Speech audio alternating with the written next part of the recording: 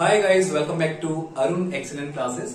तो आज के लेक्चर में हम बात करने वाले हैं इंटीग्रेशन के बेसिक कॉन्सेप्ट की। और अगर आपको इंटीग्रेशन का बेसिक कॉन्सेप्ट समझ में आ गया तो आपके लिए क्वेश्चन बहुत ज्यादा इजी हो जाएंगे और आप एक सही अप्रोच के साथ क्वेश्चन को सॉल्व करना स्टार्ट कर देंगे।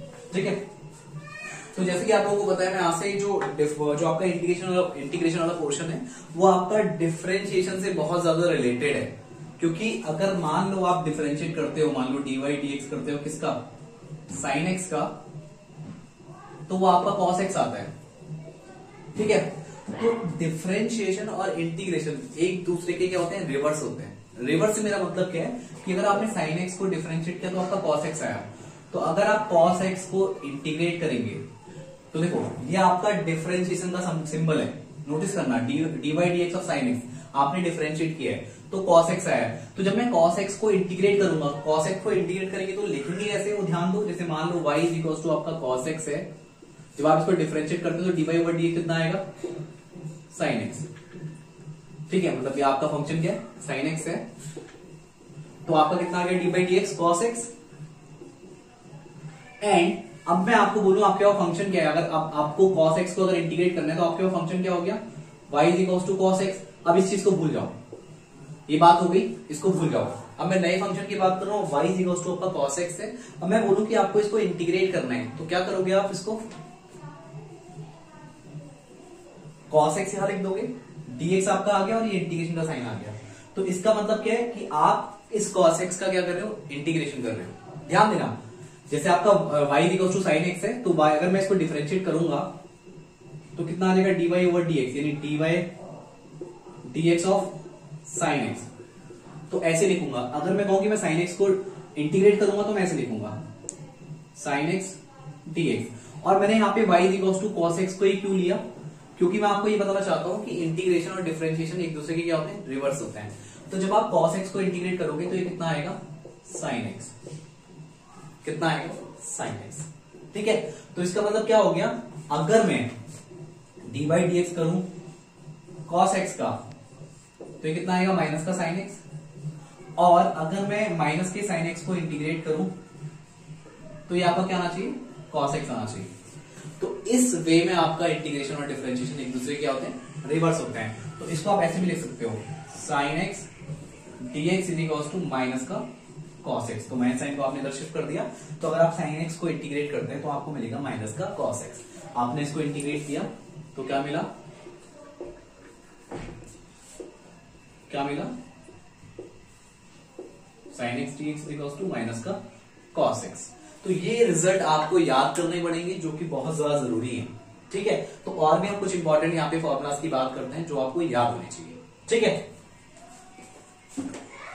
अगर मैं यहाँ पे बात करूं कि डी बाई डी एक्स आप करते हो tan x का, मैं सारे फॉर्मूले आपको नहीं बता रहा हूं बट एक बेसिक अप्रोच आपको दे रहा हूं और ये आपको बहुत ज्यादा हेल्प करने वाली है।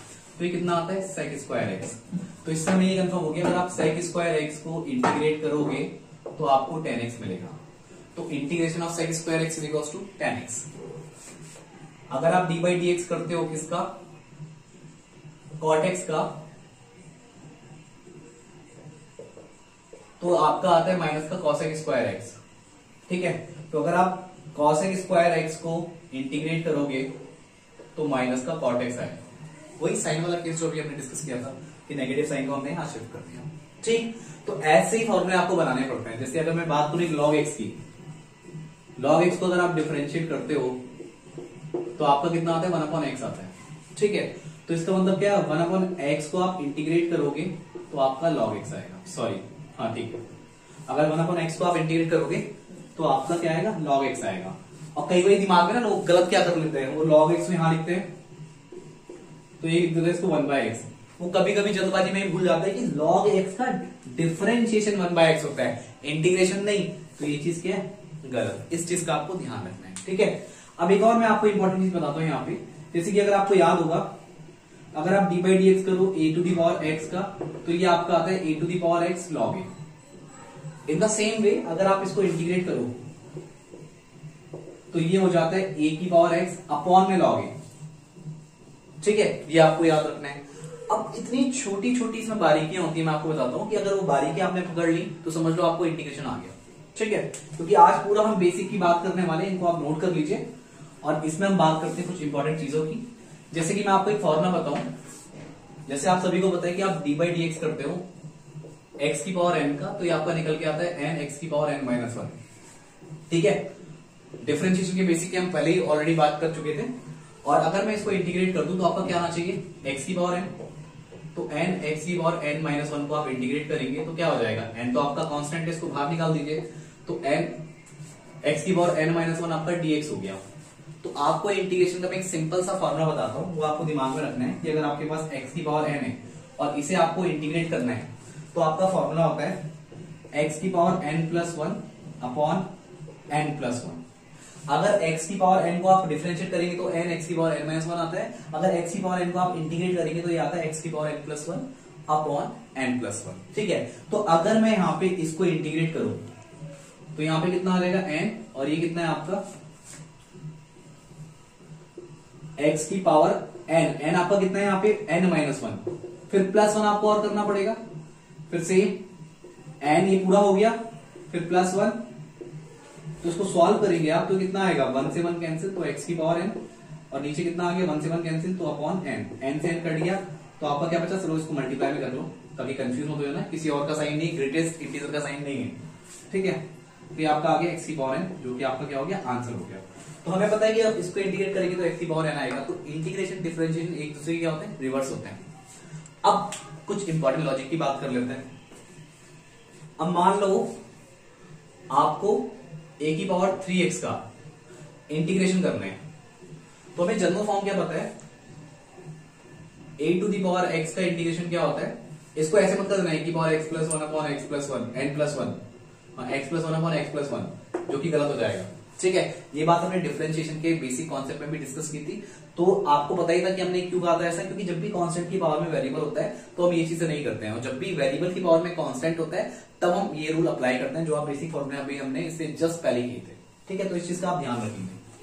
नाउ तो ये कितना होता है आपका a की पावर x अपॉन लॉग ए, और लॉग ए मतलब e के बेस पे होता है, इसको ध्यान रखना, लिखा नहीं जाता कोई बात नहीं, कहीं कहीं पे मेंशन कर दिया जाता है, बट अगर आपको लॉग ए दिख रहा है तो मतलब वो e के बेस पे है। अब देखो यहाँ पे, तो इस तरह मैं अगर इसको इंटीग्रेट करूं तो ये कितना हो जाएगा, a की पावर 3x अपॉन लॉग कितना हो जाएगा a, और साथ ही साथ आपको क्या देखना होता है, यहाँ पे x का कोएफिशिएंट कितना है, तो यहाँ पे x का कोएफिशिएंट कितना है 3, तो 3 आपका क्या आ जाएगा, डिवाइड में आ जाएगा। 3 कहां आ जाएगा आपका, डिवाइड में। अगर आपको समझना है कि ये चीज अगर आप भूल जाओगे, अगर आपको लगता है याद नहीं रख पाओगे, तो आप इसको कैसे सॉल्व कर सकते हैं उसकी बात कर लेते हैं। तो देखो a की पावर 3x आपने यहाँ dx इंटीग्रेट किया, तो थोड़ा सा अगर आप सब्स्टिट्यूट करो, सब्स्टिट्यूट का मतलब क्या है, अगर आप 3x को यहाँ पे क्या लेट कर लो, t लेट कर लो। अब इसको डिफरेंशिएट करो, differentiate with respect to x। अब इसको x के रिस्पेक्ट में अगर आप डिफरेंशिएट करते हो तो ये 3 आ जाएगा, और ये dt ओवर dx आ जाएगा, तो dx की वैल्यू कितनी आ जाएगी, dt बाय 3। तो dt बाय 3 आ गया, तो इससे आप क्या करोगे, यहां ध्यान दो, a की पावर t और dx कितना आ जाएगा, dt बाय 3, और 1/3 बाहर निकाल दो क्योंकि कांस्टेंट है, तो ये a की पावर t dt हो जाएगा, और 1/3 आपका बाहर आ गया, और ये क्या हो जाएगा, a की पावर t dt, यानी यही फॉर्म बन गई आपकी। तो क्या हो जाएगा, a की power t upon log a। ठीक है, अब इसको सॉल्व करेंगे कितना आएगा, 1/3, t की जगह कितना लिख दीजिए, जो t की वैल्यू है वो कितनी है, 3x, तो a की power 3x upon log a। Last में एक प्लस सी आप लगा दिया करो, क्योंकि आप जब इंडिटरमिनेट फॉर्म सॉल्व करते हो, इंडिटरमिनेट फॉर्म कौन सी होती है, क्योंकि यहाँ पे कोई लिमिट नहीं है, x1 से लेके x2 की कोई लिमिट नहीं है, समझ रहे हो आप। तो जब x1 x2 की कोई लिमिट नहीं दे रखी है तो आपकी इंडिटरमिनेट फॉर्म है, तो इनडिटरमिनेट फॉर्म जब आप सॉल्व करते हो इंडिटरमिनेट फॉर्म्स को, तो वहां पे आपको लास्ट में एक सी ऐड करना होता है। तो आई होप गाइस आपको ये लॉजिक बहुत अच्छी तरीके से समझ में आया होगा। तो अभी बहुत सारे इसके टाइप्स हैं, बहुत सारे इसमें प्रोसेसेस हैं, बट सबसे बेसिक पार्ट जो आपको पता होना चाहिए वो आपका ये था। ठीक है, तो आई होप गाइज आपको ये चीजें बहुत बेसिक तौर पे समझ में आई होंगी। तो इससे हटके हम और भी इंपॉर्टेंट क्वेश्चंस हैं हमारे पास, जिसको कि हम नेक्स्ट वाले लेक्चर में कवर अप करने वाले हैं। तो अगर आपको ये वीडियोस पसंद आ रहे हैं तो इनको आप लाइक करते रहें और शेयर करना ना भूलें। और एक चीज और करनी है आपको कि बेल आइकन को आप जरूर प्रेस कर लें, ताकि हमारे वीडियोस के नोटिफिकेशन आपके पास सबसे पहले आए। तो गाइस अब मिलते हैं नेक्स्ट लेक्चर में। तो आज के इस लेक्चर में इतना ही। Thank you.